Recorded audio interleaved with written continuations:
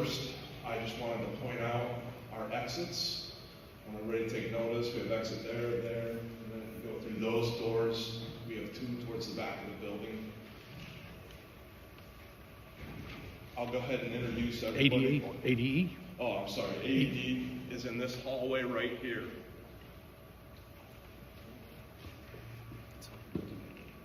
Here tonight I'll start off with our three commissioners. Myself, I'm Dan Smith.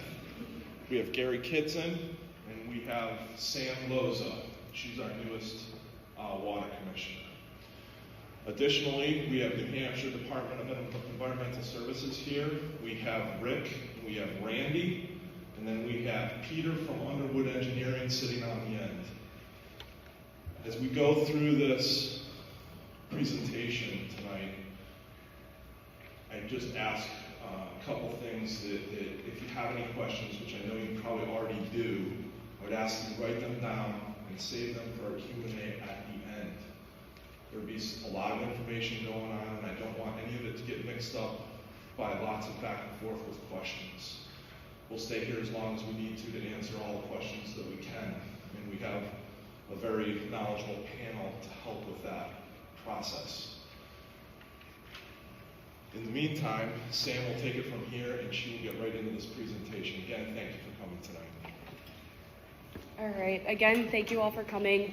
We know everybody is busy, so it really does mean a lot to us that so many people showed up to kind of learn what's been going on, and hopefully we can get everyone on the same page.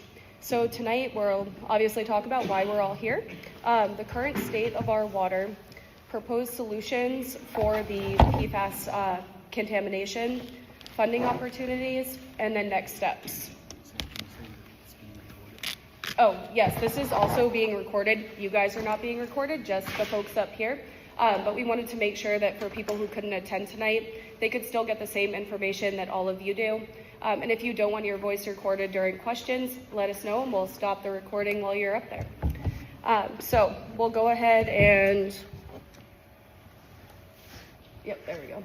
So we'll go ahead and get into what is the Epsom Village Water District. The district was formed in 1957. The town formed the district, so the Board of Selectmen got together, identified the need to have some public water in Epsom. They formed the district, and then from there, the district has grown to 325 users, including the Circle businesses and the Epsom Central School. That also does include town offices, the library, and again, the school. We provide 18 million gallons of water per year from two different wells. Well 1 is located on Route 4, and then well 2 is actually located right off of Water Street, so essentially right next to where we are now. There are 3 commissioners that manage the district. 2 are on a 1-year term, and then the third is on a 3-year term. So it does sort of rotate out. It tends to be the same group of people who are interested, so the commissioners, like Gary, stay for quite a while, usually once they're on. And then we only serve a portion of the town. So you can see our district lines here. So the map is a little bit old, so it's kind of hard to see. But on this end, we basically start where Northwood Lake discharges, and then we go up to roughly the circle, and then we come out a little bit in each direction. So again, not too much of the town is on public water, about 325 users. So why we are here. PFAS, PFOS, however you say it, doesn't matter. So the district has been experiencing PFAS exceedances within the last 2 years, multiple times. We've worked with NHDES to ensure that public notice was given to users of the water system. We've taken numerous samples to confirm those results, both in private labs and with the state. And well 2 continues to have those exceedances over the state standards. And because of that, the New Hampshire Department of Environmental Services does require treatment for PFAS in well 2. So, what are PFAS and PFOA? They're kind of complicated if you don't really know what they are, right? You hear the word thrown around quite often, whether it's on the news or if you're just reading our little notices of violation that come out at the bottom of your bills. So PFAS is a chemical that was first produced roughly during the World War II era. It was used a lot in water repellent clothing and different materials. And since then, it's become kind of industry standard for a variety of things. Teflon, you hear about quite often. There's so many different avenues that PFAS gets into the system, whether it's industrial uses, AFFF, so firefighting foam, that's a very large source of contamination. Cleaning products, it's in just about everything. And over the years, we've started to learn that PFAS does have some health consequences. So it's mostly affecting people who are pregnant or younger children. Those are kind of the two populations of concern. And so the health effects, according to the Agency for Toxic Substances and Disease Registry, we have changes in cholesterol and liver enzyme levels, small changes in infant birth rate, changes to the immune system and response to certain vaccines, increased risk of preeclampsia or high blood pressure in pregnant women, and then increased risk of certain cancers, such as kidney and testicular cancer. You can find more information on the New Hampshire DES PFAS fact sheet. We did send those all out with the notice of this meeting. We do have some more copies up at the front as well, and you can access it online by scanning that QR code. And one of the main issues with PFAS is that it does not break down over time in the environment. So we call it a persistent or forever chemical. So once PFAS is in the system, it's just kind of there to stay. And the more of it that we consume, the more it builds up in your body. You can kind of think of it as like mercury. You eat a lot of big fish, you end up with a lot of mercury in your system, which can be harmful. Same thing with PFAS.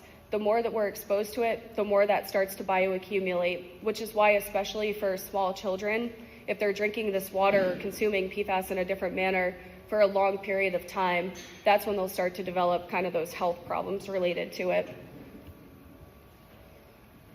And now we'll get into the state maximum contaminant levels for PFAS, PFOA. So as you can see on our chart here, we have the state maximum contaminant levels for 4 different PFAS substances. There are thousands of substances. There are only 4 regulated in the state of New Hampshire at this time. So you can see we have 12 parts per trillion, 15 parts per trillion, 18 parts per trillion, and 11 parts per trillion. And that is a very, very, very small amount. I know it's kind of crazy to comprehend how small of an amount that is, and to be able to test down to that level and need to treat for it seems like, okay, is it there? And it's known that once you get down to those levels, you start to have the health effects and the other complications from that contamination that you're ingesting. So in well 1, you can see we have mostly non-detects, that's that little ND. And for PFOA, we had 0.39 parts per trillion. In well 2, you can see we have that nice little red square there showing that 14.2 parts per trillion, which is over the state maximum contaminant level of that 12 parts per trillion. And this sampling event happened on the same day, so it was July 9th of 24. So we sampled well 1 and well 2, so we could get a really good comparison between the two of them. And well 2 is the one, again, that has had consistent exceedances. And we talked about the state limits. So this is the EPA proposed limits. So this brings our contaminant of concern for this meeting, PFOA, down to 4 parts per trillion. This is not passed federally yet, but this is in the works and likely at some point will be adopted and put into law. If this is put into law, our 12 part per trillion threshold that we're trying to meet now will go down to that 4 parts per trillion. So, what do we do about it? How do we handle this situation? So we know that the district is in violation with NHDES regulations. We need to come into compliance, and we also need to provide safe drinking water. To do that, we need to construct and install a treatment system that will treat the water coming out of well 2 before it's pumped into the distribution system. So we're proposing to move the pump house from where it's located now, which is in the 100-year floodplain, into a new, larger building that would also house a PFAS treatment system. So we would not only take care of the pump house being in the floodplain, but we would also be able to treat PFAS as well. And then from there, the treatment system would be a granular activated carbon vessel system. So it's essentially 2 really large tanks, which Peter's going to get into in just a few minutes. 2 very large tanks that the water would flow through. and it essentially will remove that PFAS out of our water system, and we'd have very, very clean water coming out. And with that, we'll pass it over to Peter. So as Stan mentioned, we do have two issues here. We do have the older pump house, and it's located in the wetlands area. So that's a picture of the pump house. You can see it's a fairly older building, block building, little insulation on the inside, wood truss roof with a little insulation on that. The roofing did get replaced a few years ago, but it's that part is, I guess, good. There's minimal ventilation in it, and there's no chemical containment. Oh, there's no chemical containment. There we go. No chemical containment in there. There's old and outdated controls, and this is your highest capacity well, so it's really important that that this is functioning properly, for the long term. So here are some pictures on the inside. The first picture here is some of the piping. You can see on the second one here, this is the chemical tank for to adjust the pH. And typically on a facility, you have secondary containment. So if this tank fails for whatever reason, secondary containment holds on to that chemical and does not let it get discharged. Your facility does not have that. So if that tank did fail, then you're going to have all that chemical right on the ground, right over your well, going right into your well, and having problems with it. So that would be something to address. You can also see on the top the chemical feed pump sitting on top of a shelf. That's about 5 feet high. That's obviously not the best way to be working on a pump, right at your face level. Okay. This is the problem with the flooding. So there's a couple instances where the building got flooded in 77 and in 84, and I forget what year it was. One of the floods, it went up such that there was a mark on the door at 5'8" of the building was water. So when you have something like that, obviously you're going to lose equipment in there. You're going to potentially contaminate your well, all kinds of problems. So we're looking at moving the building up out of this wetland. Of the floodplain area. So that's problem one that we're trying to get rid of. So possible negative effects, again, mentioned flooding and chemical leakage. So both of those would, obviously affect the operation of the well being taken offline. Again, this is your highest yielding well. You don't want to have it offline, especially during the summer. It's going to lead to water restrictions and that type of thing. So the goals for the project. So listed out some of the main goals: protect the building. So we want to move that up out of the 100-year flood, so you don't have any problems with that. We want to protect the wellhead from contamination. We'll be doing that by raising the ground around the well, and so that water, would not be able to enter into it during a flood event. We'd improve safety. Have proper HVAC in the building, and proper chemical feeds and equipment there at proper heights and that type of stuff. Update some of the older components. Some of your control systems in there are very old and outdated, and some of the parts are very hard to get. We provide backup power, so in case of a power outage, again, you have the supply available for you. Again, your highest yielding well. So we want to make sure that that's reliable for you for the long term. So here's a picture of the site. So there's Water Street, which is right out there. So if you go down, you'll have the existing well up over there. This is a proposed plan, so the lines around it are additional contour lines of raising the grade. So that's your existing well. So the well would remain there, the building would be moved, and the ground would be raised.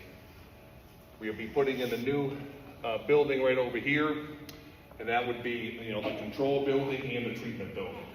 And just as a perspective there, if you go down there, there's another building right there, and that's the maintenance and / office for the district. So here's a quick floor plan. This was created before we found the PFAS. This was done, I think 3 years ago or so. So this was the control building when we were moving it. So we would just have an electrical room in there, we would have a process room, and we would have a chemical room. Fairly simple building. We would just add on to that building for the PFAS treatment. Okay. So the PFAS, what it is, it consists of 2 pressure vessels. So you just pump the water, goes up through, and as Sam mentioned, this granular activated carbon that we're looking at using, it would run into one vessel, come out of that, go into the second vessel, and come out. Okay, I'll show you a little bit more on that on another one.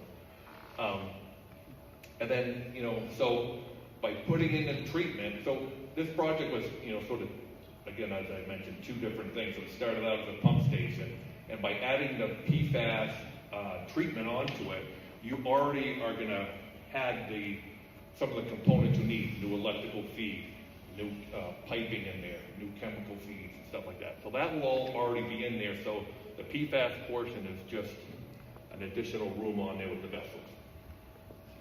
So here's the picture of the vessels themselves. So a little tough to see, but in the middle there's a pipe rack. So you have water flowing into that, then you can direct it towards either vessel, and then it'll come out of that vessel, go up into the other one, and come through.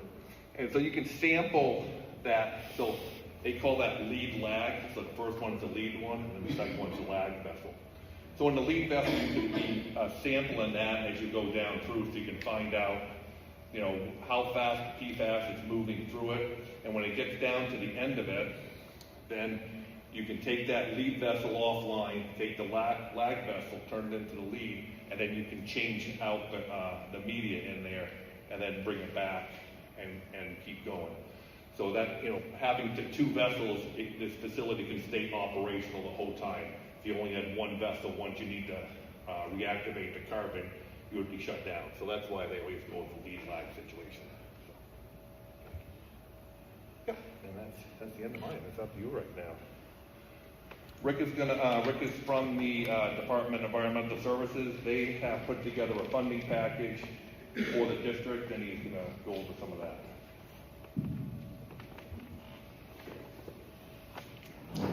Thank you, Peter. Can you guys hear me okay in the back? Raise your hand. Great, thank you. My name is Rick Skarenka. I'm an engineer with the Drinking Water Groundwater Bureau. I've been involved with your district now for almost 30 years. I remember in 2005, the flood. I'm sure many of you remember that at the time. The town was inundated, quite frankly, and I think there's a mark on that pump house door that I remember they made, and it's still there. But before I go on, I just want to recognize Gary. You said it was started in 1957. I think Gary might have started with the district in 1960 or something like that. Gary has been involved with this district for over 40 years. And also, he's not here, but Kevin has also been involved, who's a commissioner. And I think he's involved in over 50 years. So you have had these volunteers engaged with this water district, and I've been dealing with them. They volunteered their time and effort for this district for many, many decades.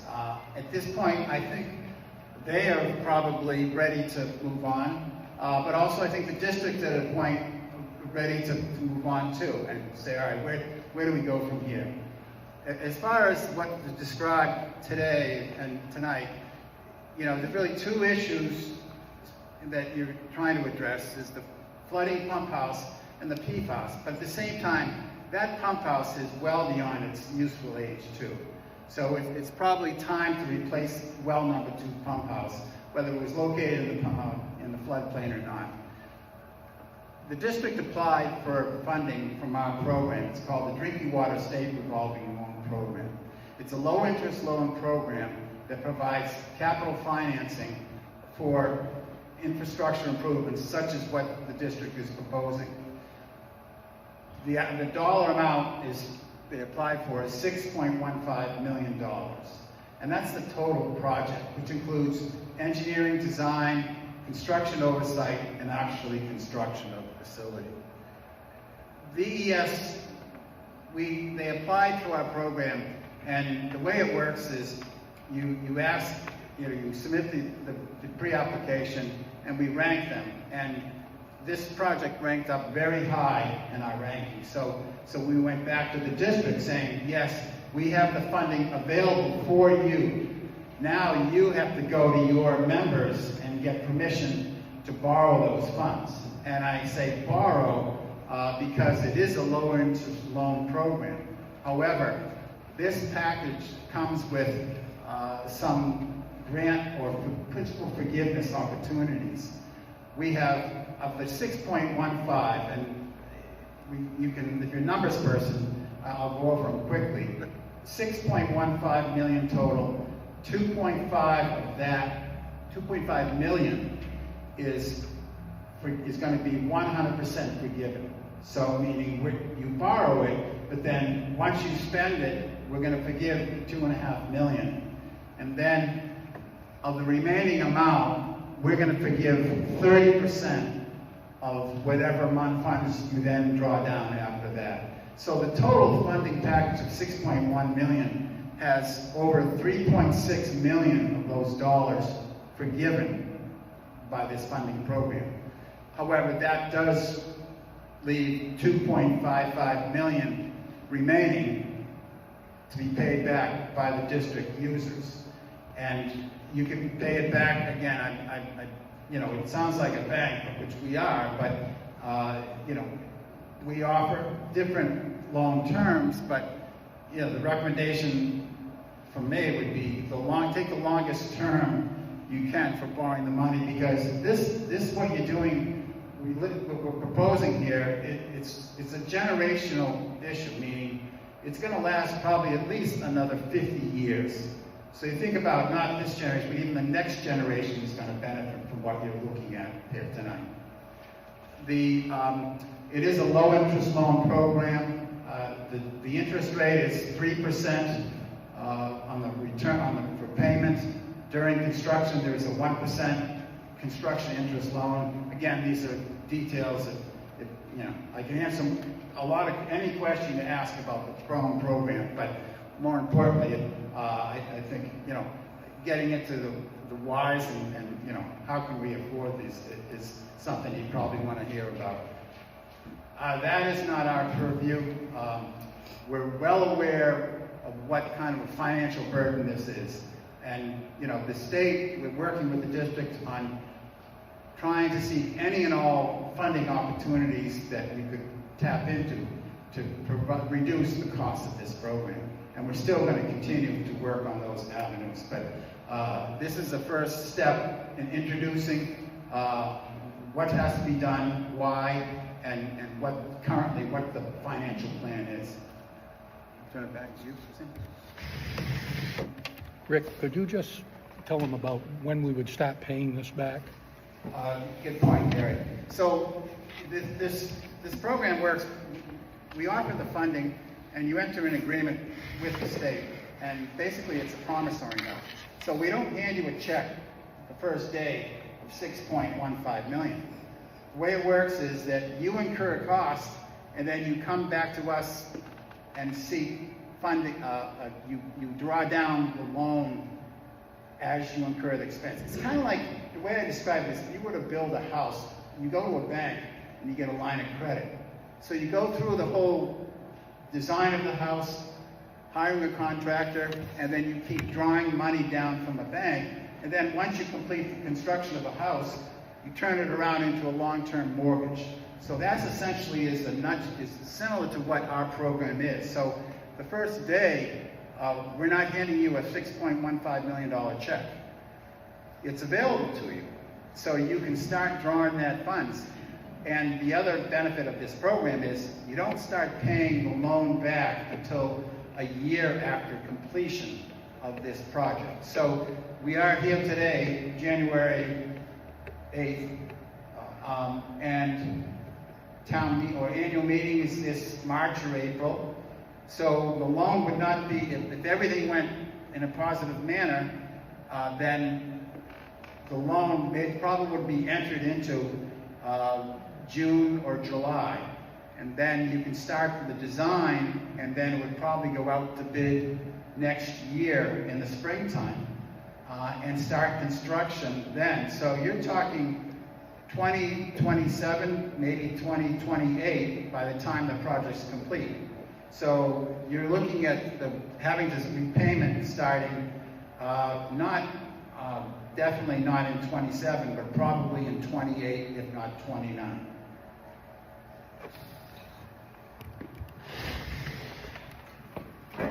All right. So now kind of a question that I think a lot of you and we also had. What is the impact going to be to all of us who are on the community water system? So the $2.55 million will be split between all of the users of the water system. So it's those 325 customers that will need to be paying that back over likely a 30-year period. So water costs ideally will be incrementally increased over the next 4 years. I'm sure a lot of you noticed that you did see an increase on this past bill that we just got, or notice about the increase. And that is our first incremental increase moving towards this project. Costs have increased across the board for our water operators and supplies and whatnot. Anyway, so the increase likely would have been regardless of this project.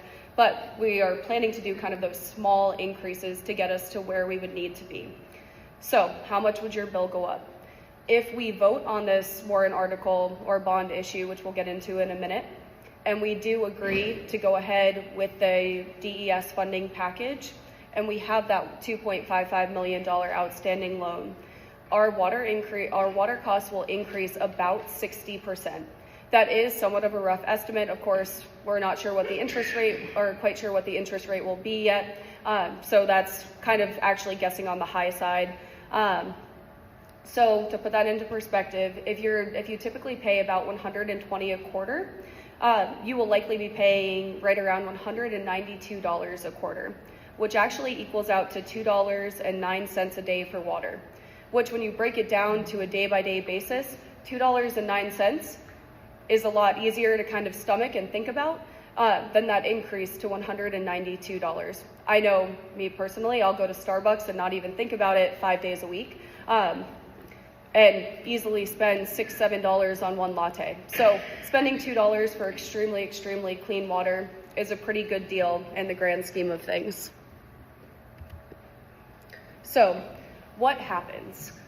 What we need to do first will be to pass a warrant article through the budget committee. Since the water district is made up of 3 commissioners, we would need 7 additional volunteers to have our own budget committee. Since we have never been able to get 7 additional volunteers to have a budget committee, the town acts as our budget committee. So the budget committee will go in, they'll read through all of our warrant articles, which is the full approval of the budget each year, as well as this additional item for this year. So there are several line items that they'll go through. They'll basically vet it, vote on it.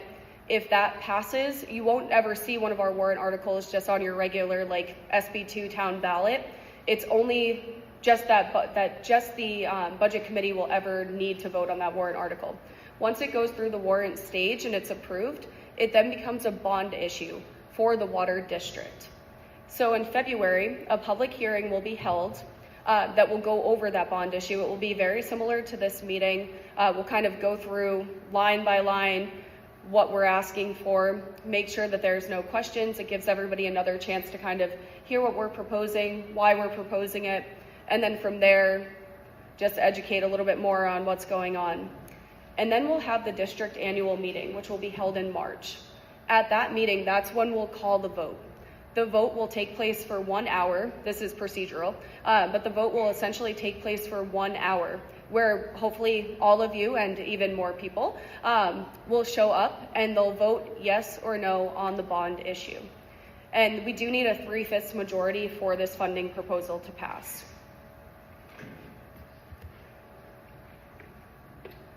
So when's it going to be held? We have February 12th and March 12th. So pretty easy to remember days.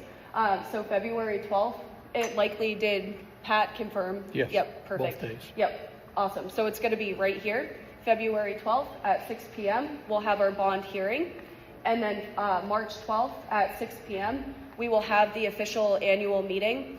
At the annual meeting too, we'll go over a couple of other items as well, besides just this bond article. It's always good to attend if you are available, whether we're doing a big proposal like this or not. It's when you get to ask questions, work with the commissioners, and kind of learn what's going on in the water district. So, what happens if this doesn't pass? So the district will lose all NHDES funding for this year as of May 2025. So if this does not pass, that funding package that gets us down from that 6.15 million to the 2.55 million goes away. We can reapply for it, but there's no guarantee that we are going to get that much money again. If you can wait, thank you. Sorry, lost my train of thought. So there's no guarantee that we're going to get that funding package again. We're one of the first towns who's actually had these repeat exceedances, so we're getting into this very, very early. The more towns that start getting these higher hits, the more that funding is going to be spread out over a large group of people instead of having kind of these smaller village districts that may need a little bit more help getting those larger packages. We may see that reduce in the future. The district will also continue to be in violation with NHDES regulations. And if we're not working towards a solution, that means that we will get fined. So we will get an administrative order, which will essentially place a monetary fine value on us, which will deplete our funds, and that cost will have to be passed to the water users as well. And at the end of the day, this treatment system is inevitable. We are going to have to put this in. It does not matter if we do it now or if it's mandated in 5 years, we're going to have to do it. Right now, we have an awesome funding package, we have the team to get it done, and we have the ability to get it done. We can either do the 2.55 million, or we're going to be paying $6 million plus. It may take 5 years for us to be forced to put it in, but at that time, who knows what costs are going to be. We might be paying 10 million for the same system. So at the end of the day, that's one of the hard truths about doing this right now. We have a really, really good deal, so we hope that everybody takes that into account when you're making your vote. If you could rewind a couple slides so we can get the dates. Oh, yep. And the next one back again. This one. Okay. Okay. Got it. And then the next one. March 12th. Thank you. All right, so this is your call to action. If you guys want to get involved, or you're frustrated with the process or anything else, please get involved. Become a commissioner. We're going to have an open spot. Gary's retiring. So we will need another person who wants to step up and join us. So become a commissioner. We'll hold the vote on that actually on March 12th. Attend district meetings. We now have a Facebook page. We have a QR code that you guys can scan if you're interested to go ahead and like that page and stay in touch with kind of what's going on in the district, and hopefully we'll have a website up and running at some point as well. How often are the meetings to be scheduled? How often? You guys typically do like Monthly meetings. Yep. I'm very new, but yep. So we'll be posting the location of the meetings, time, all of that stuff, and we will post at town hall as well. But we definitely want to keep everybody involved and informed as we're going forward, especially if this project passes. We know it's a lot of money to spend, so we want to make sure everybody is on the same page and knows what's going on. Yep. So one thing that kind of got said, but it didn't totally get said. So, the 2.5 million principal forgiveness you have, that is the maximum that the state gives out to any one community, okay? So Epsom was the only one in this funding package or round that got that maximum grant, okay?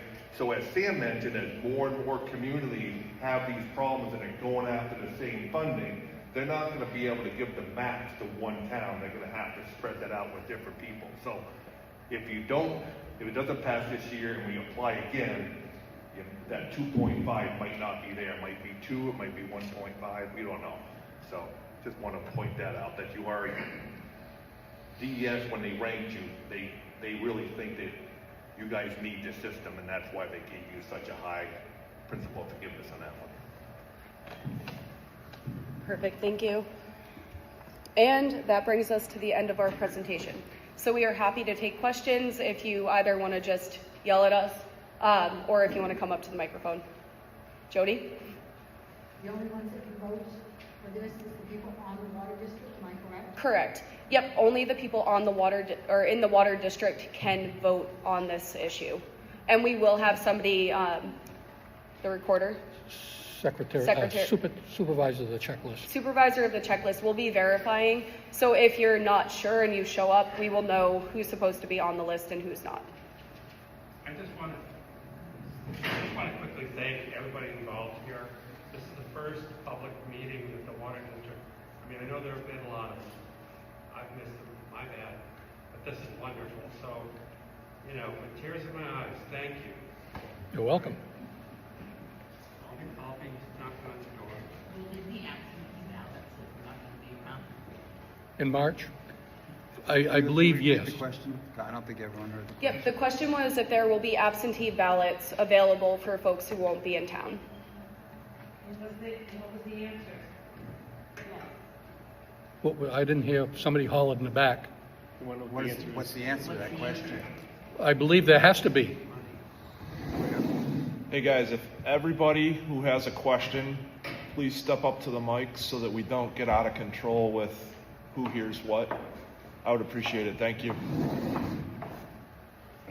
So if you don't know, Yep. it's okay. Yeah, we'll double check with the town office and kind of see what the procedure would be. And then if you want to come up and either leave your phone number or leave your email with us, we'll go ahead and get back to you next week and let you know. And we will be checking with the Secretary of State. Yep, and we'll be checking with the Secretary of State, just Yes, making sure not that the town. everything is. Yeah. Yep. I'm not a member of the water district, but the town is planning on putting in a well that will be tying into it, so I'll be a taxpayer when that happens. So, I'm a big picture, a little picture guy, kind of simple, but you get more PFAS from flossing your teeth and brushing your teeth than you will drinking gallons of water from them. So why is the DES going after this minute amount when if you go down to a local burger place or anything, you get thousands of times more of this PFAS. So I'm a little confused here. Somebody could break that down for me. I appreciate it.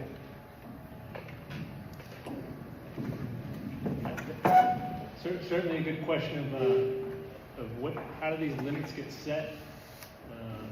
And DES has set the PFAS limits through much research on rehab toxicologists and several different groups, and it's how much water, the average amount of water someone drinks, and how much water can they drink before they're susceptible to the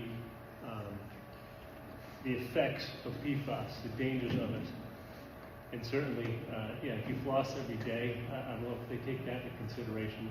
So this is just based on consumption of water and how much water can you drink before they take place. Now, DES did their own research because EPA wasn't setting any limits. EPA's come back and said they want to set lower limits now. And they have their own researchers doing that study. So these limits are going to be lowered in a few years when that proposal from EPA goes through. And to answer your question, it's just based on consumption of water. I can't really speak to any other ways of ingesting PFAS, because it is everywhere. As you can see, the pamphlet that was handed out and the pictures up front, it's in clothing too. That's not on there, so it is everywhere.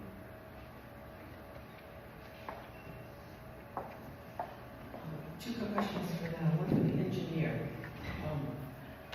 Because of the weather extremes that we've been experiencing over the past few years in particular, flooding, fire, drought, etc., how confident are you that in the building up the ground level for the house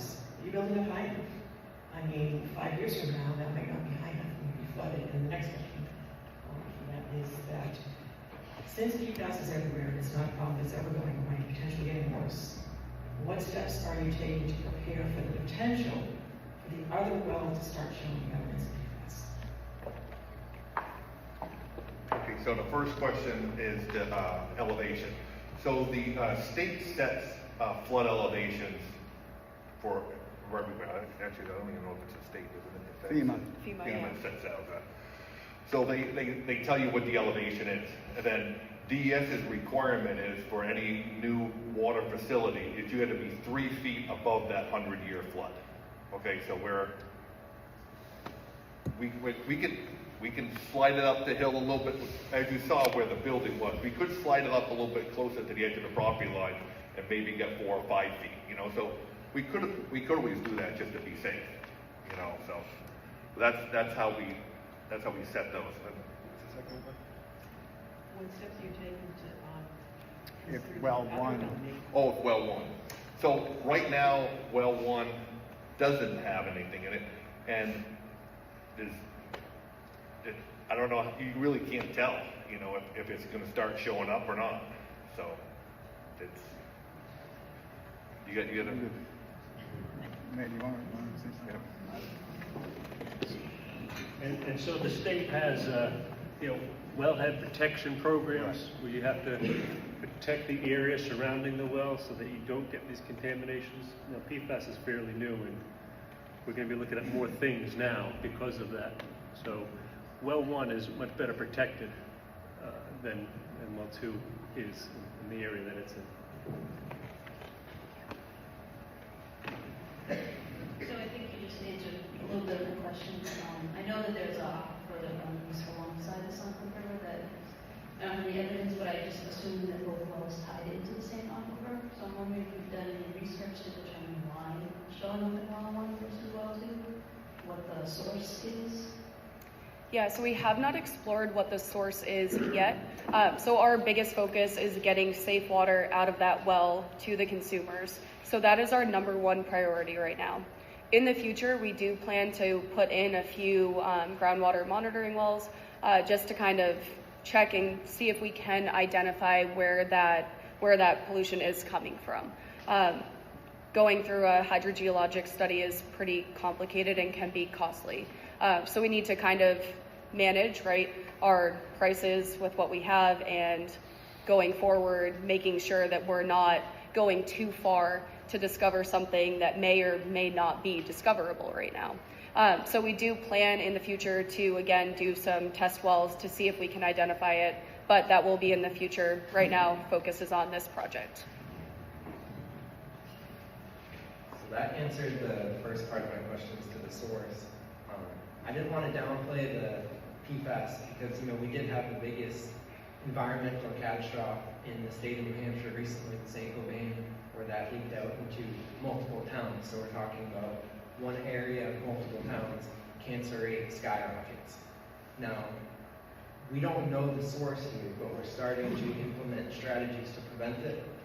So how are we going to know if this problem isn't going to be 10 times worse in 5 years? We don't. So that is one thing that we can't predict right now. We don't know where it's coming from, right? So we can't predict how bad the contamination is going to get. However, with this type of treatment system, we will be removing it effectively from the system regardless.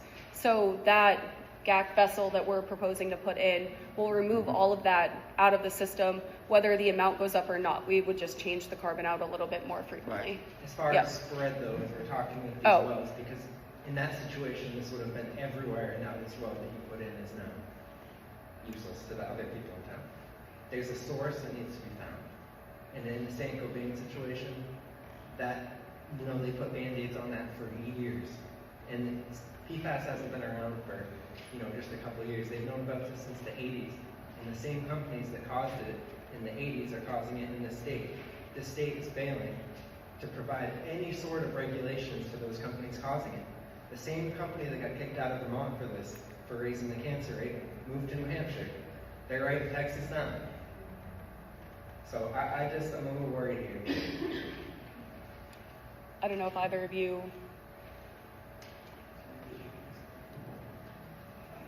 Just a general comment about PFAS contamination. It is very, very difficult to identify a source of contamination with PFAS in a situation like this. And it takes a lot of investigation, which translates into money. And once you identify the source, getting that, what we call the responsible party, to acknowledge that they are the source is a whole nother step, and a legal action. So it's a lot, which translates to money and a fair amount of time.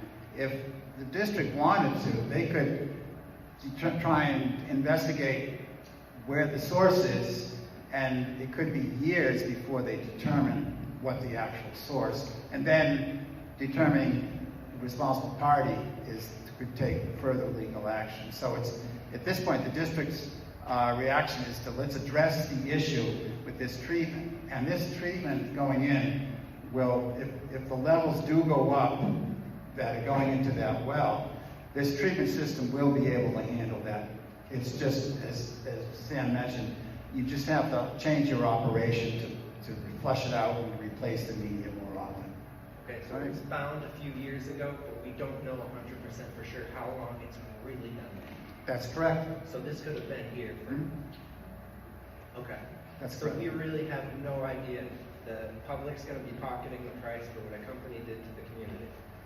Well, we don't know who the responsible party is. Nobody in this building did this. Nobody has... It's a company that has control of those chemicals. It doesn't just pop up like that in this type of setting. It could be coming from a private residence, could be coming from the school, could be coming from the DOT shed that was abandoned years ago. So there's a lot of different sources that could. We're not in St. Cobain's range yet, are we?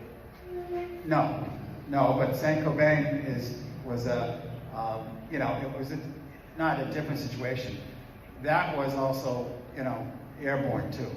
Which well, have we done that here yet? Have we tested airborne? Because we're talking about all the just drinking water here. We don't even know if it's airborne in the air yet. But there's no process that we're aware of here that burns off the PFAS contaminants. It's just the drinking water at this point. These people go inside. I just wanted to clarify, so well 1 residents are paying, they're getting an increase in their bill, but there's no system going in for well 1. So well 1 and well 2 mix. So all of our water, regardless of where we live, is actually mixed water. So well 1 and well 2, it's kind of irrelevant. We have 2 different wells, but they mix together. So whether you're right next to well 1, you're still drinking some well 2 water as well. Okay, so I was told I called before, I've called a couple of times, and I was told that you're well 1, and so you're fine, even though... Who did you call? I called the state, and I may have spoken to you, and I was... You didn't speak to me. It was a gentleman that called me back. It was the private the well company. And they said you're getting PFAS from everything, so don't worry about it. It's the school Yeah, but well. we're not no private well company would know. No, not a private well company. It was the well system. whatever you guys call Yeah, yourselves. and they've always mixed. They both come on Yeah. together. They go up the line, up Route 4 to the storage tank, We get the mix, and notices, come back. For well 1, it just says what the level is, and they said, no, well, that's well 2, so you're fine. But we're not.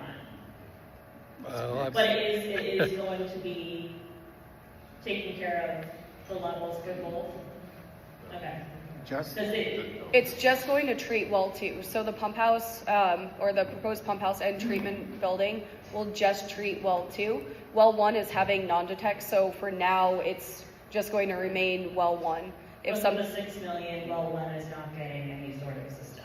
No, it doesn't need one. So that water is very clean still. Okay, and then a question about the funding. So I know that the grant will eliminate, a lot of the payback will get dismissed essentially. Is that 3%, the interest rate? I know you said that it's not 100% sure what the interest rate will be. Is that going to be funded as well? Is that going to be part of it? So the total amount that the taxpayers that are using those wells, it's going to be the 2.5 plus the 3% or whatever the rate is at the end. Okay, That's correct. Yep. okay. And that's what those projections were based on. So Okay, it was so the, there's no cost for us for that, whatever the interest rate is on the grant money, essentially. That's correct. Okay. Because we, think of it this way, simplify it, you borrow 6.15, the day before you have to start repaying it, Yep. we literally wave a magic wand and forgive 3.6 million. Mhm. So what's remaining is the 2.55 that you have to pay down. Okay. Okay? And then do you know how quickly it will resolve the issues with the water? Because I know for like in real estate, there's a new form that's out now that you have to disclose whether or not you have PFAS.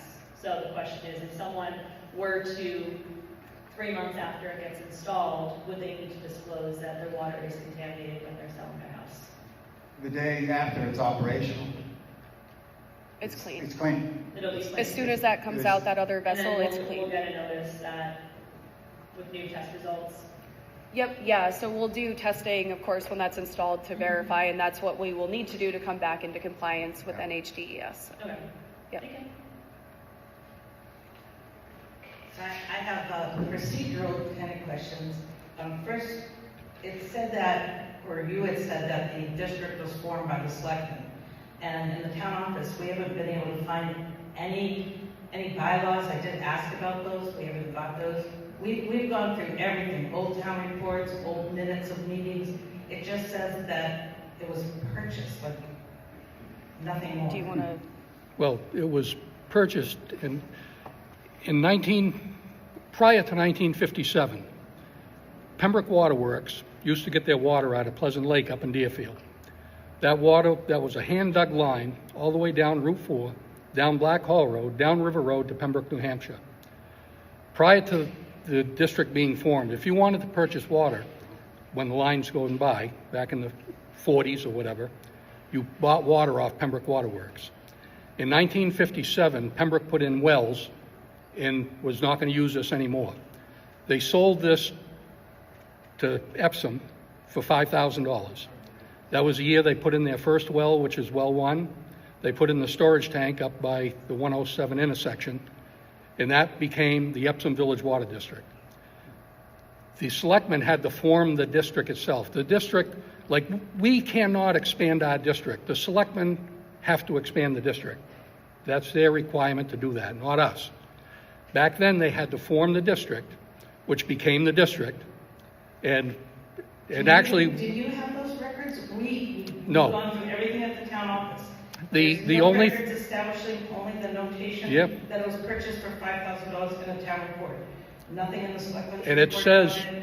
in that report, they paid $500 with $4,500 due as soon as Pembroke released the deeds for all the land within the district. Then they were going to pay them their $4,500. But the district had to be evolved in order for them to say district. So I think this is a question, we're getting way off subject here. Well, because I've been told that Water Village District, that the town has no say in this, no vote, though we have 5 buildings that utilize town water, and that this increase that is going to be proposed is going to impact all the voters in the town to begin with. Okay, And, can I... My other thing is that when you were talking about absentee voting and your procedural, it's all based on how your district was formed, and there has to be something in writing. On the note on the absentee voting, you would have to do that. Of course we You would. have a regular established voting system, which made me curious about the only open for 1 hour, because there's also RSAs on length of time. That's what the RSA says. It has to be a written vote. There's a word for it. Ballot vote for 1 hour. So you would open up that warrant article, you would discuss it, you would close that warrant article. Because I just went through all the in 670, which talks about the election procedure for a Water Village District. I was going through all that, trying to figure it out. Yeah, that came from DRA, so if you want to contact them, Virginia, why don't you discuss that with them? We would like to talk about the PFAS and the funding here. All right, well, I'm just asking because the town, we were told at a meeting, if things don't go well, the town's gonna end up by default. Maybe someday. I mean, that is a possibility that this district could dissolve. If they go bankrupt, somebody has to take it over. Hello. I just had two quick questions. One, while the project is being worked on, are there ways that we can mitigate our exposure to PFAS at home, like water filtration systems and things like that? What do we need to have in place? Yeah, so there are two different types of filtration systems that you could install in your house. So you could either do a point of entry, which is a pretty expensive system, right? So it would be like a full home filter. Usually granular activated carbon is kind of the most common. That typically costs like $5,000-ish. They're pretty expensive. The other thing that you could do would be a point of use filter, which you can actually just get at like Home Depot or Lowe's. Usually they'll have... Like a Brita filter or something like that. Yep. It won't be... I'm speaking one. It won't be likely like a Brita filter, but they'll make like a point of use one where it actually just goes under your sink. So you plumb through that. And that's what you'd want to use for your cooking water, for water, any water that you're consuming. Some people would do like only even hand washing, stuff like that under there. Those are a lot more affordable. At Home Depot and Lowe's do have like very clearly marked ones that you can do some research on, but those are really the two avenues for protection beforehand. Okay, I'll do my research and find what works for this sort of level containment. Yep. Also, you mentioned that you have a Facebook page. Yep. We've done searching, we can't find It's brand sort of new. history of it. So Yeah, it's brand new. So there's a QR code. It's actually right up there on that table. So if you scan that with your phone, it will link you to the Facebook page, and then you can go ahead and like it. And then we're going to start posting all of the updates and meeting reminders, all of that good stuff up there, so we can kind of keep people informed. Okay. Thank you very much. I'll get that. Thank you. Good evening. How are you? I'm Kirby, I'm not on the system, but I am the treasurer of the town. And my question on the financial basis. Could we actually, we're going to just have people introduce themselves, just so that way we know if you're in district, out of district, if that's okay. I'm Hugh Curley, I'm the treasurer of the town, I'm not a user on the system individually. Two comments, one being a really question. Is there any other securitization for the loan that would be required? For example, is the town required to be a co-signer with it? No. So it's all the assets of the entity of the... We will be, if they default, we're handed the keys to the pump house. The state is. So so there's no collateral, there's no lien. I'm sorry about that.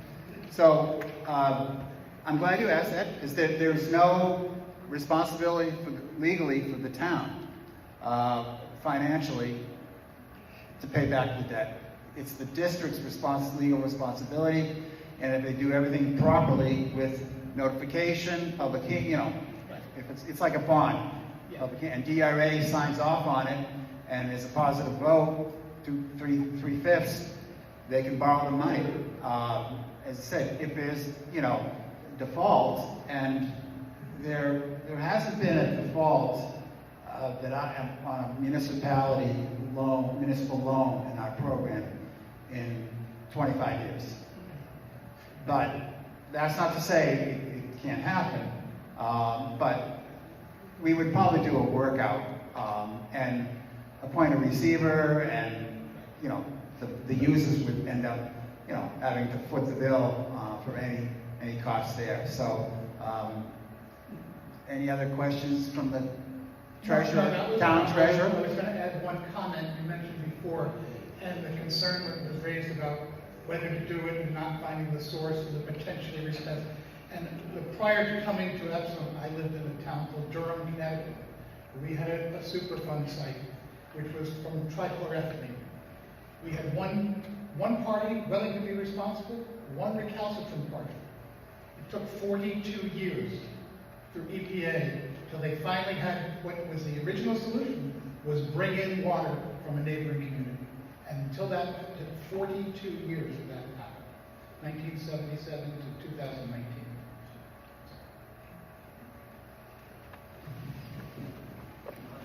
Hi, my name is Deb Sargent.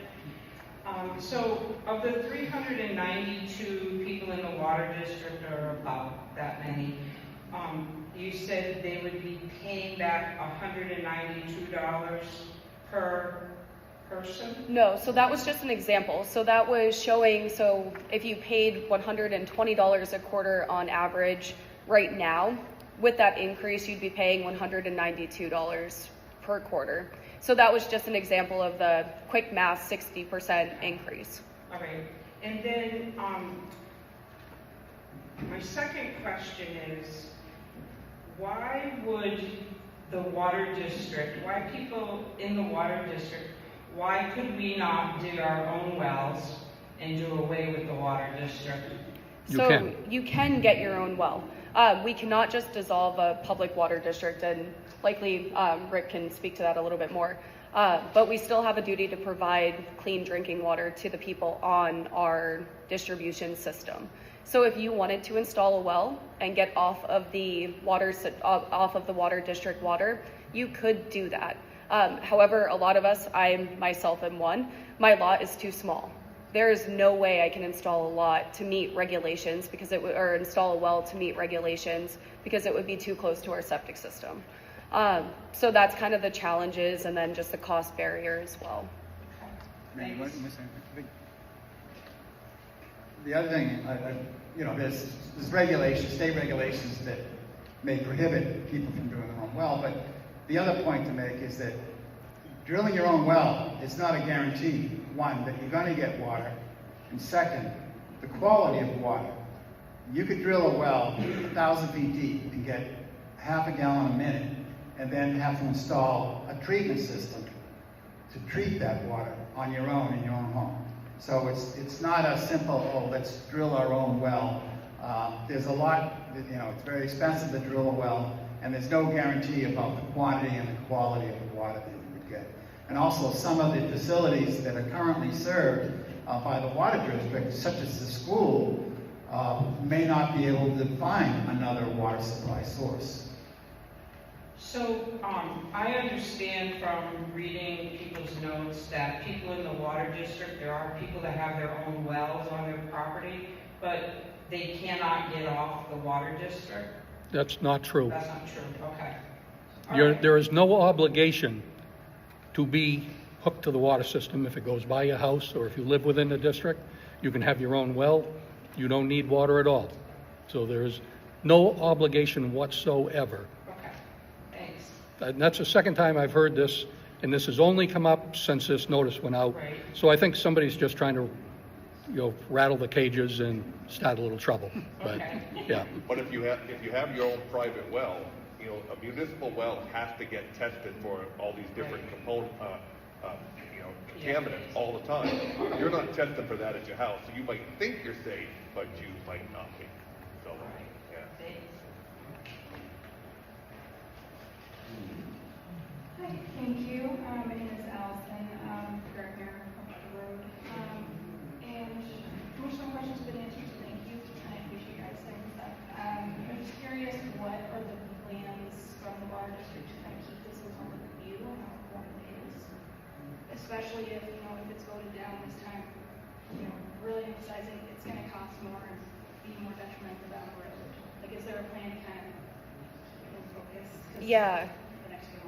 Yeah, so going forward, we really want to focus on just making sure that all of you know what's going on at all times. Being proactive about having these public meetings, getting the word out. Even, it was great, everybody posting the notice to Facebook, whether they were negative comments about it or not. It was awesome because lots and lots of people got to see it. So definitely having a little bit more of a social media presence, making sure that our meetings are very accessible, trying to hold them, whether it's at the library, at the school, wherever, making sure that people have ample notice. We're getting the message out that we're having the meeting in multiple ways. So not just either snail mail or I know I don't read my mail. I get it and my husband leaves it on the counter and I toss it. So I know that generationally, there are some differences, right, in how we communicate. So we're gonna try to bridge the gap and just get the word out a little bit more. On that note, have you thought of live streaming? I know you're recording this session, which is great, but for those of you who's going to Yep, yeah, so I had thought about doing that tonight with the Facebook page, but I wasn't quite sure how it would be received, but definitely either doing live streaming or just trying to like get the recording so people who aren't there still getting that same messaging, because that is hard. Hearing it secondhand, information gets kind of smushed together and pulled apart. So definitely making sure that we have things recorded. We do have all of the meeting minutes too. So hopefully once we get our website up and running, we can post those minutes. So that way people, if you can't come to the meeting, you can at least see what happened. Okay. Yeah, 'cause I think having the information definitely helps. Exactly, giving a little bit more context. So I appreciate that. Thank you. Hello, my name is Roger Reynolds. I have a couple of questions, especially about the $6 million, where that number comes from. Peter? Me. That's you. How did you come up with this number? We looked at some other facilities that we have done that were, similar to this, and we estimated, so I have a spreadsheet that is probably like about 6 or 7 pages long, where we have all these different line items. Do you need a fence? Do you need, how much fill do you need, stuff like that. So we estimate some of the quantities in there, and we come up with a number, Can we have that list? I do have that, Can we have that list? Oh, they have that list, yeah. Yeah, maybe that's something that can be posted on Facebook. I don't have it. Yep, your son, you'll have to ask your son, I don't know, what to tell you. So we did do that, and we, ended up trying to be conservative with our number. So, one other thing I just want to mention on that 6.15 million. So, yes, we were trying to be conservative with our number, but if the project comes in at 5.8, then you subtract 2.5 off the 5.8, they take 30% of that. So, you're only borrowing what you use. So, we're trying to be conservative. So, because we haven't done the design on it, so we don't know exactly what it's going to cost. We're estimating what we're going to need. So we want to make sure that we have enough money to do the project, so we're not coming back and saying, hey, we need some more, My past degree is I've worked in construction. I have a wastewater license from Massachusetts that built systems in. I had one for the water department down in Florida. I worked at a company where I bought millions of dollars for one piece of equipment. I gotta tell you, I don't see $6 million anywhere. That's why I want a list. The list of the equipment that's required. Is that possible? Well, we don't have that. We haven't done. Wants to just automatically give a bond, but 6 million, 6 point what? 6.15. Yeah, it's kind of exact, isn't it? 6.15. It's, we could, you could. Okay, yeah, and I know that is a fairly large number, and we have other projects that like electrical components. If you're in construction and stuff like that, and that electrical gear, that isn't cheap. We're doing a facility down in Jaffrey, and just the electrical portion is $3.3 million. I think that's a lot of money just on one side. Exactly what. Yeah. But we're gonna, what we talked about doing is, we came up with an estimate of what we think it would be. We're gonna sit down and talk to the commission and say, okay, what type of building do you want, and all this kind of stuff. And we're gonna try to, value engineer it as cheaply as possible. I don't think they're looking at. So you haven't talked to anybody that actually makes these things, or builds, or provides the system? Well, we're not at that stage yet. We're at the preliminary stage. You know what you want, right? We based it on prior projects that we have already done. So just for the PFAS? Pardon me? Just for the PFAS? Yeah. And it costs $6 million? Can I just ask you a question, Roger? Sure. When's the last time you priced out a project? Like how many years ago? And the reason I'm asking is because I'm in the construction industry too, and price of material based on getting it from foreign countries, material has gone through the roof.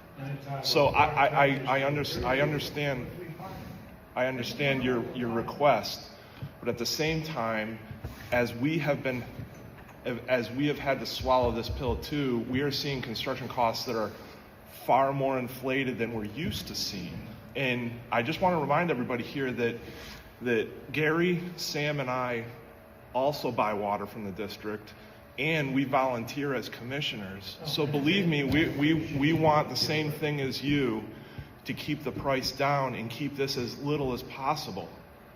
So I assure you, with the cost of this money, we are trying to diligently find out how to lower it the best that we can. But we have to have that starting point before we can start whittling this price away. This is our starting point. And just a couple of points for Roger here.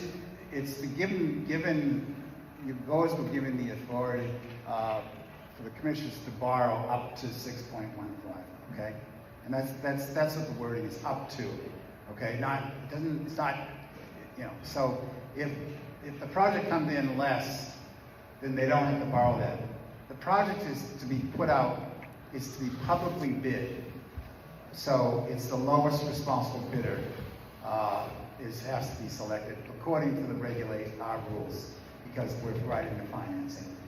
There is federal compliance requirements, meaning Davis-Bacon wage rates will be implemented and required on this. So it doesn't come with we do have regulations and requirements that they have to adhere to. So, and the worst thing, if you said, all right, you know what, we don't think it's going to cost that much, so we just want you to get the authority to borrow $5 million, and it comes in at 5.5, now you're going to have to go back to the voters. It's going to delay the project, things like that. So by giving them this authority, you are putting, trusting the commissioners to do the due diligence. And that's part of what this, I think tonight is about too.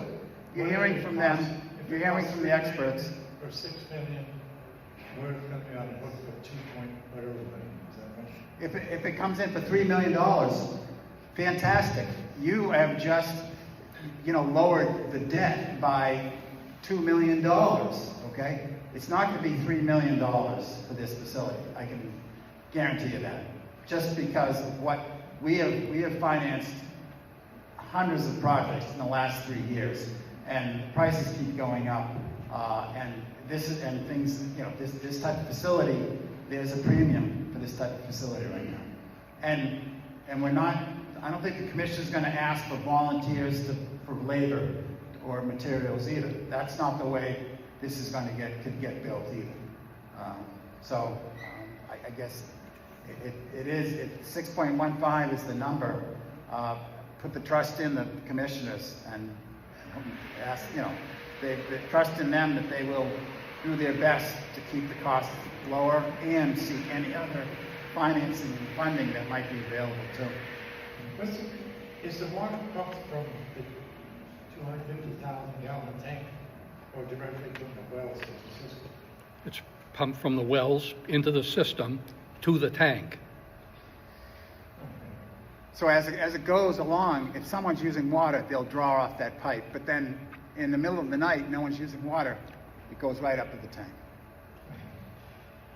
So is there a chance of getting to see bids and the quotes and stuff? What was that? Is there a chance to see the bids and the quotes and whatnot? I think that Yes. would be something that we'd be. It's not bids and quotes. No. It's an engineer's estimate. We It's did an not estimate. get prices from anybody. We have, when we have other projects that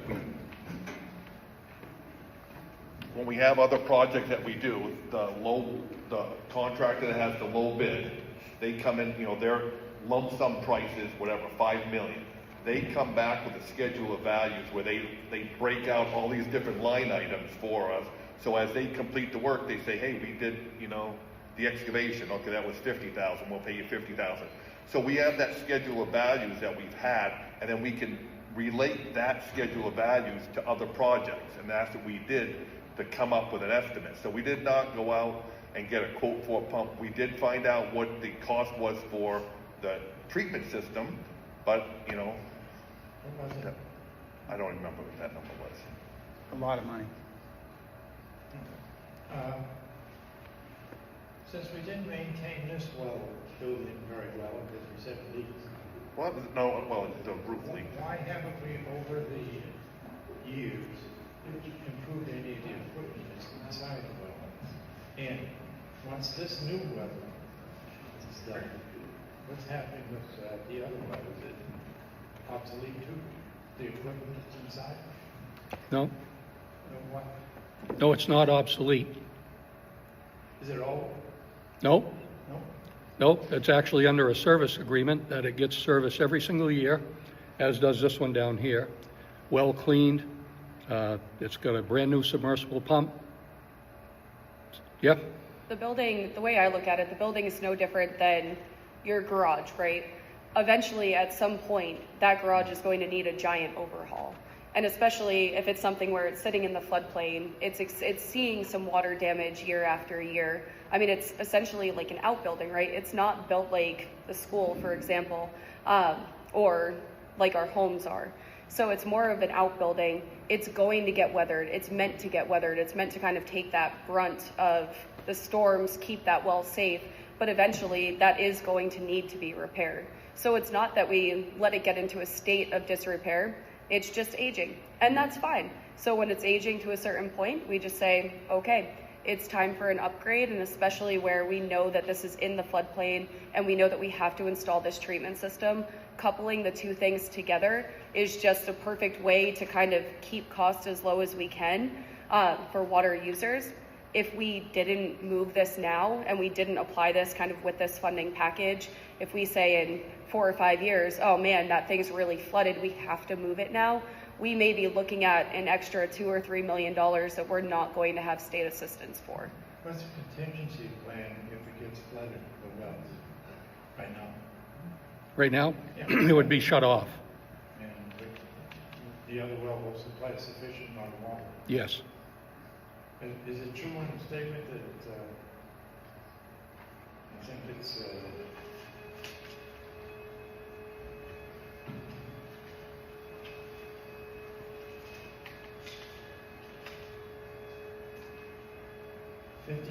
gallons a minute, 150 gallons a minute out of that? Which one are you? The one on by the library. By the library, that's about 110 gallons a minute at that one.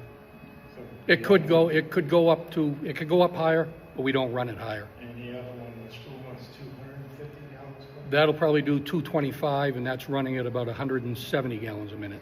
And we use about 65,000 gallons a day? 65 gallons? That's 65,000 gallons. 65, roughly right in there, yeah. So even while all on its own could supply enough water? Yes, yeah. And they have before. We've taken wells offline to repair them, work on them. So what would happen if we just shut that one down, do nothing? No, you couldn't do that. You need 2 wells. They need. The state requires that there are 2 wells. There's a backup well so if you lose one, you still can supply water to the district. So that's a state requirement. Thank you. And how do I get the information I want after? I'll talk to Peter, the man on the end. Yeah. Can you get it for me? No, I said I will talk to him and I will get it to you. And you know who I am. No, yes, I do. Hi,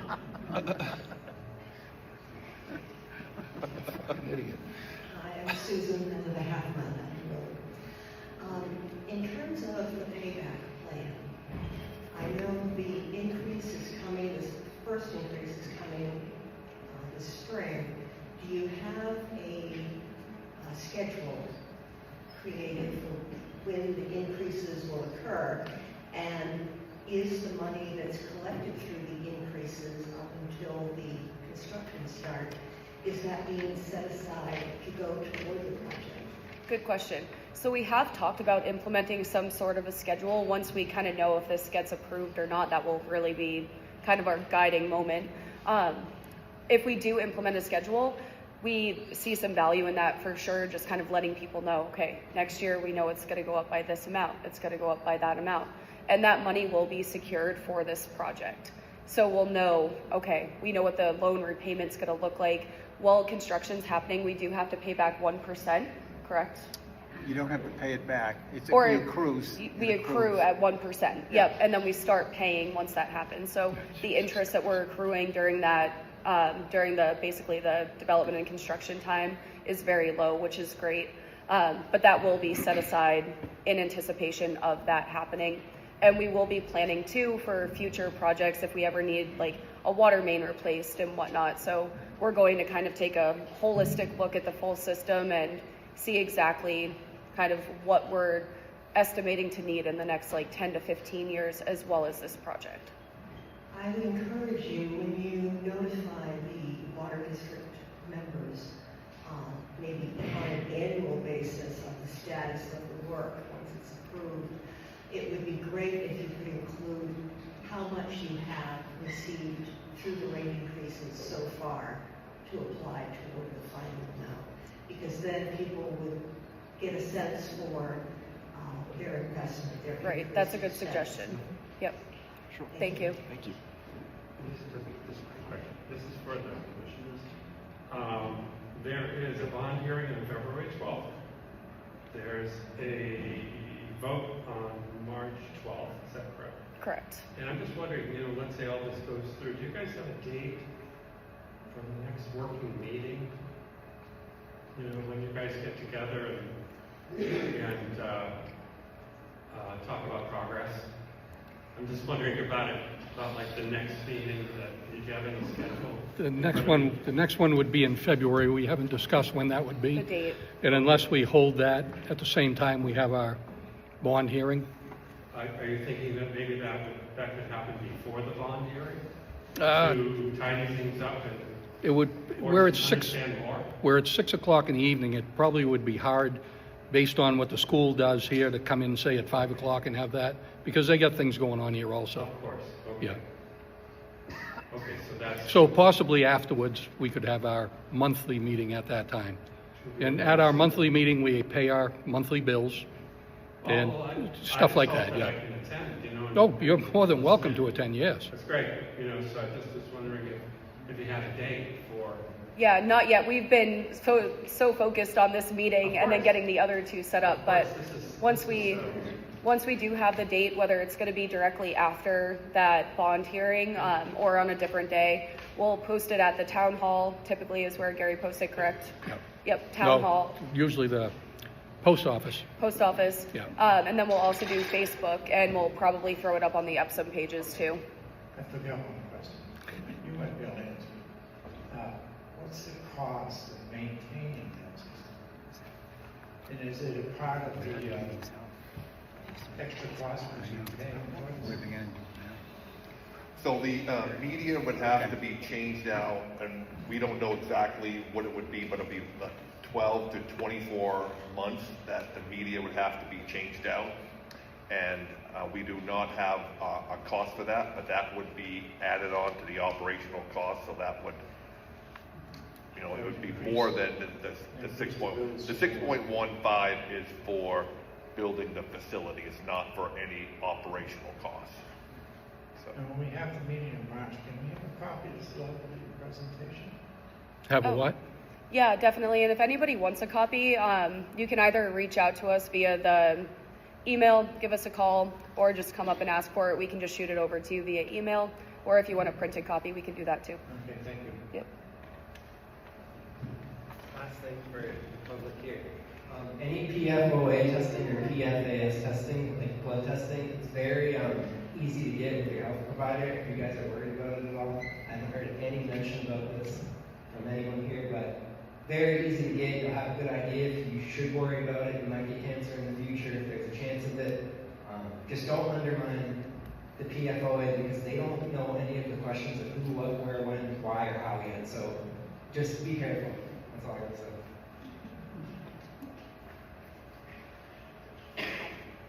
So I know it was on the slide, but if I kind of fast, I'm not exactly sure what percentage of people you needed to actually pass the bond? Yeah, so we would need a 3/5 majority. Okay, that's what I thought. Yep. So what things are you planning on doing to make sure you have enough people here? Because it looks like for what we have tonight, you don't have enough people. So that's okay. So even if we had 5 people show up, we could still hold a vote. So it's the 3/5 majority of whoever's... I think that attend. That attend, yep. Yes. Exactly. That attend. That attend. That actually vote. Yep. Not Not So it's not 3/5. 3/5 Of the whole No. water, yes, we would be in big trouble. Yeah. Yeah. Good no, clarification. Yep, good clarification. Yeah, so it's just the people who actually attend. And I'm assuming it's one household, one vote.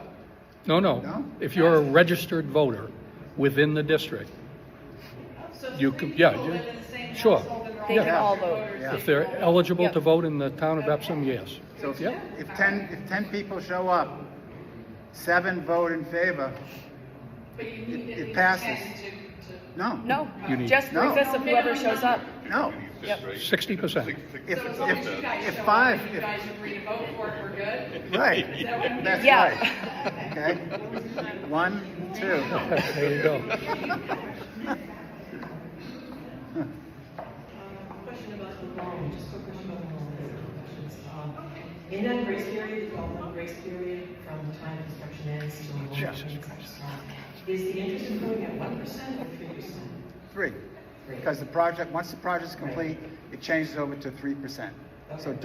during the construction project, starting from day one, it's 1% annual of what you draw down, not Yes, it's not the- cost reimbursable loans. Yeah, with- right. And then, yeah. Yep.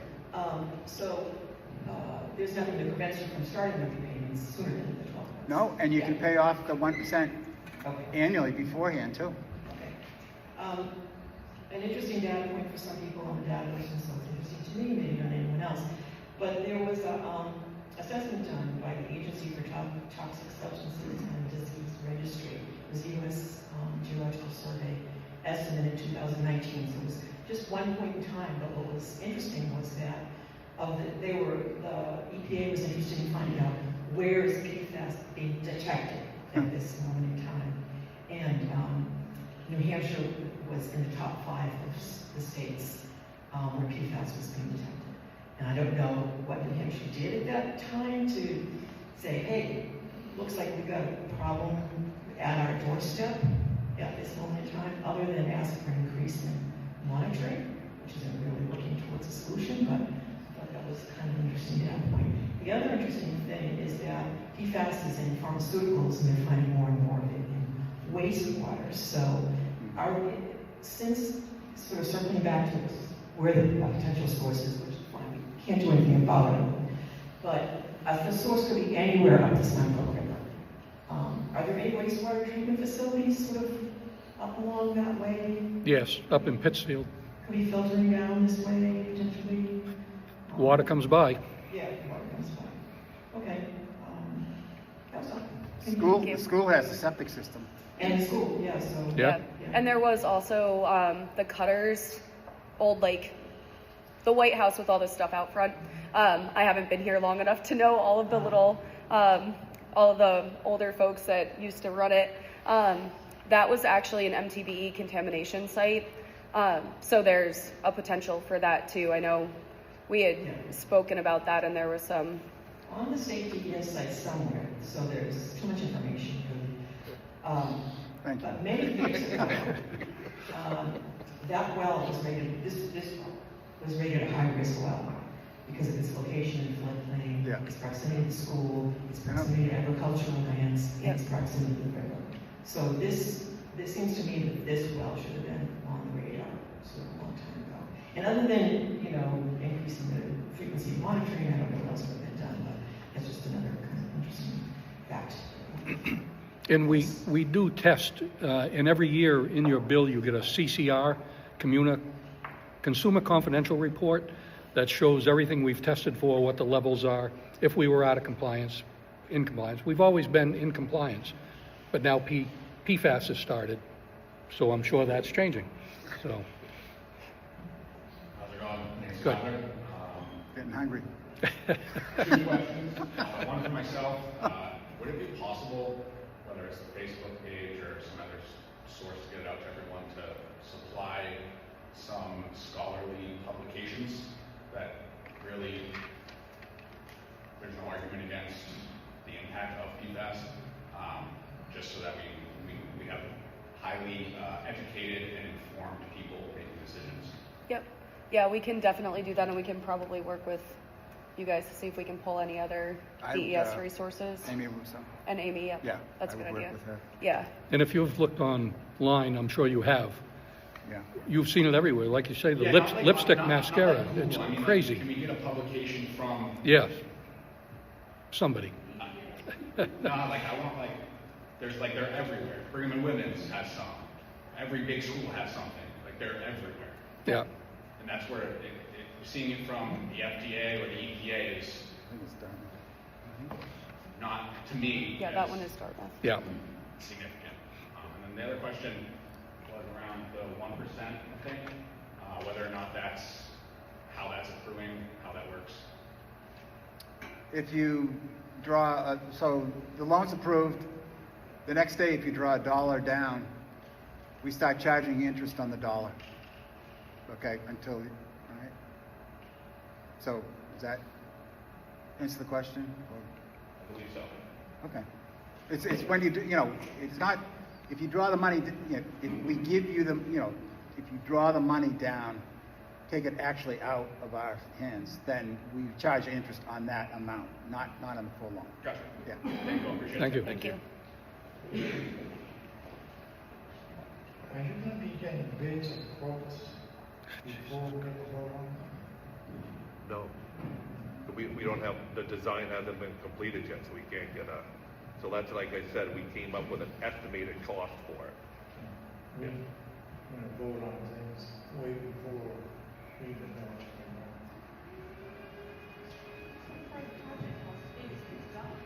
going on. Jesus Christ.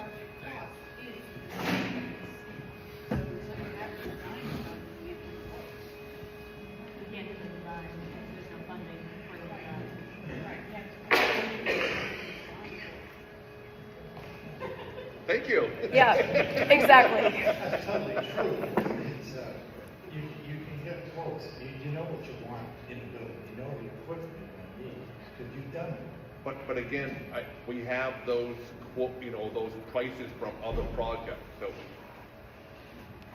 But think about it, if you get quotes for building the school, how many people would you have to talk to? And what are you gonna get for pricing? Said, oh yeah, I'll put the lights in, okay. I'll give you 20 lights to this. I mean, I've got, it's the installation, there's a lot more, there's a lot more to it than just quotes. Okay.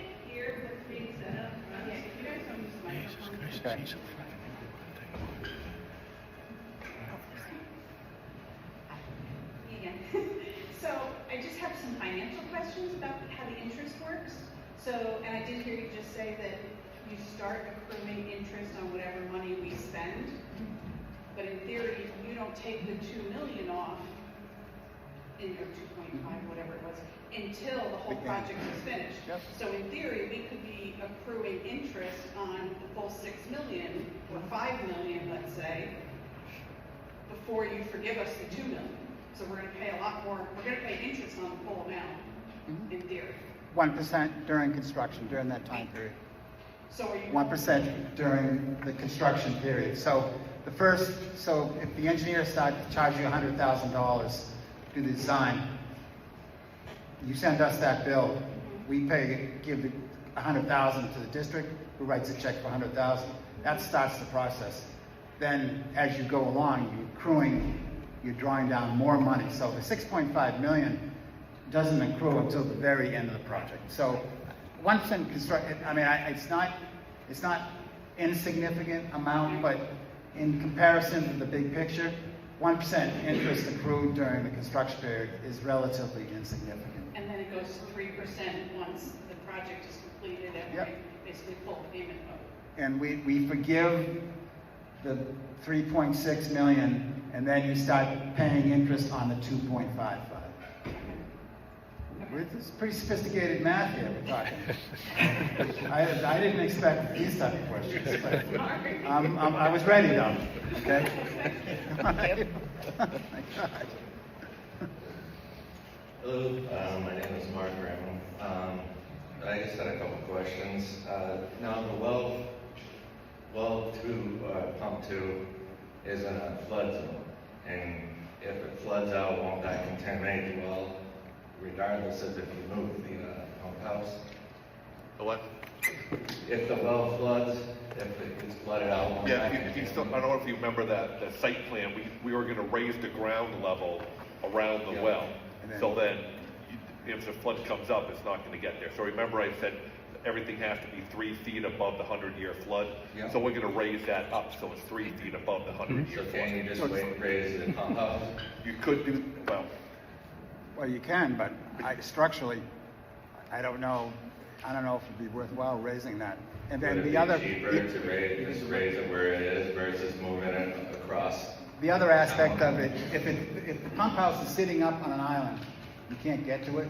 So by moving the pump house out of the flood zone, the well may still be in the flood zone, but you don't have to go to the well every day. You do have to go to the pump house every day. And the well essentially would be raised, it would be mounted around the well head, the actual pipe, and so the water wouldn't be flooding over the well casing. It would be coming up to the mound, but it wouldn't be impacting the well. Okay, and is there a junction point where the two wells meet at some point? So, can I just add something on to the first question? Is you need to keep your existing well functioning while you're building the new facility. So if you're building it right on top of where the existing well is, now you have to take it offline. Now you're down to one well. And if something happens to well one, you have no water. Okay, so if we build something off to the side, you can build it, let this one stay operational, and then when you decide, okay, we need to now take the building out, mount it up, there's a shorter period of time that you're doing that, okay? Right? And then to get into your second question is, you don't really know exactly where, obviously if you live right next to well one, you're gonna probably get more well one water. If you live right next to well two, you're probably gonna get a little bit more too, but it does mix throughout your system. Yeah, but where does it mix? Like, could you put the filtration system where it meets, so that way it will take care of both wells, so if No, there's because a problem down the road? if you put the facility in the middle and you start pumping it, the water coming up Water Street is gonna have PFAS in it. So everybody that's, turning their faucet on, they're gonna be getting water from people. So if you put it in the middle, you have to have a dedicated line from your well to the facility and from well one to the facility, and then treat it and then go out. Well, isn't there a holding tank for that? I thought you said it was mixed. Yeah. It is, the water is mixed. Both wells are running, it goes into the same network, and then it goes up to the tank, and then it feeds back from the tank. So you couldn't treat it at the tank? Well, no, because the water has to it goes by everybody's house to get to the tank, and you're drawing off it as it goes by. Does that make sense? There's not a single line, that pumps it up and then a single line to bring it back. Okay. Yeah. Any last questions? All right, if not, oh,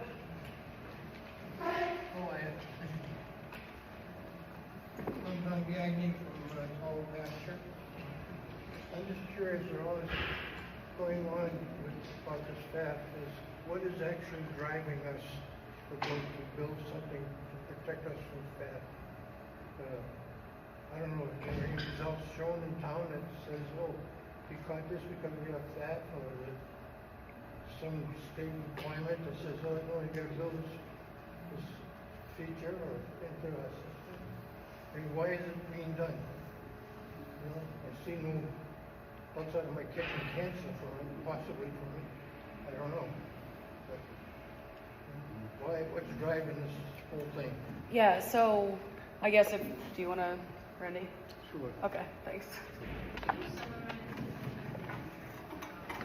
So we're talking, what's driving this project? Right. What's the cause here? Right. So several years ago, the certified laboratories lowered their detection limits on certain substances, PFAS being one of them. This was several years ago. So now they've detected PFAS in water. So now what is PFAS doing? So EPA studied what PFAS is doing to people, and they came up with different, they may cause cancer. You know, I thought I noticed it. All right, so at what levels it causes cancer? So they set a limit. You should only drink water if it has this much PFAS in it, you'd be susceptible. So, recently, the town levels of PFAS exceeded the limit that was set by the state to keep everybody safe. What is that limit? That limit, it was displayed up here, so there's several different PFAS, there's thousands or hundreds of PFAS contaminants, right? So the ones that are regulated, there's one that's over the health limit of 12 parts per trillion. And so we say the health limit is set to keep everyone safe, so if people drinking the water now, if they drink it for a lifetime, that's not safe.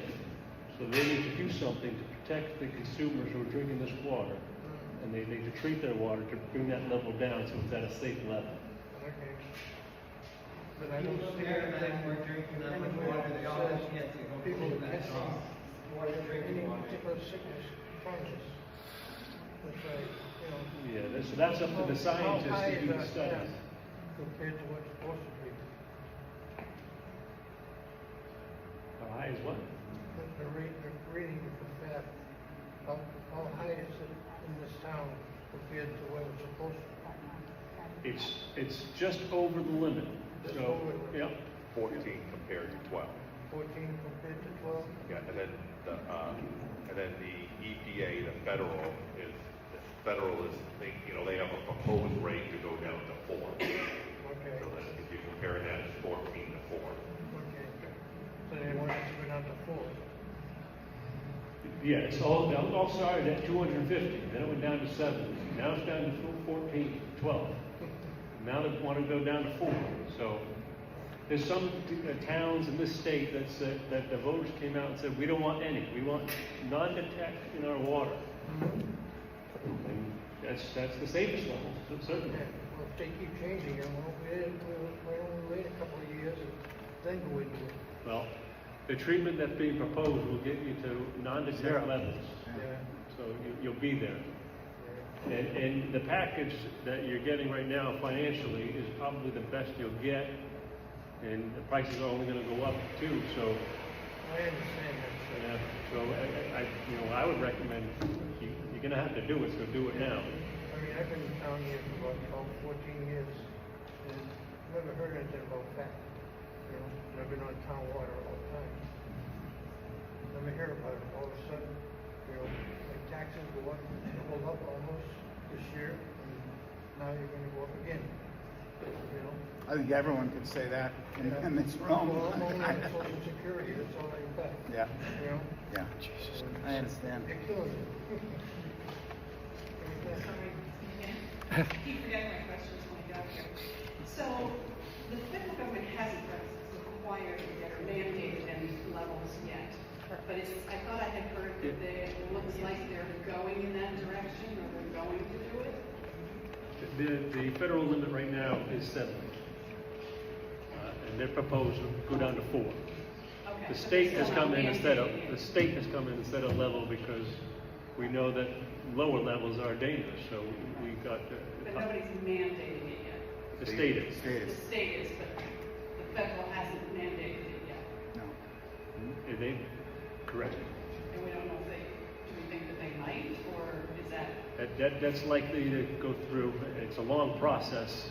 Again, why several states have set their own limits because they want to wait for this process to go through. We expect that within the next several years. It's going to take several years. So not anytime soon, because I wondered if more federal funding might become available if they make it mandatory. The federal money has become available right now to deal with it. It's an emerging contaminant money that the bill funding has provided, which you're getting 2.5 million of. That money is federal money, not state money. That's federal money. Okay, that I didn't realize. The state has joined a lawsuit with the federal government against some of these creators of PFAS. So we'll be getting some money, not a lot, because I don't know. We're not. I didn't realize. I heard it was from the state. I didn't realize. I thought there might be a possibility for more federal funding. That is the federal funded grant money. We're passing along. Thank you. Sample, is it done in just 1 gram sample, or is there an average? Did you get that? So everyone's required to take a sample, and it's based on whether you have PFAS or not.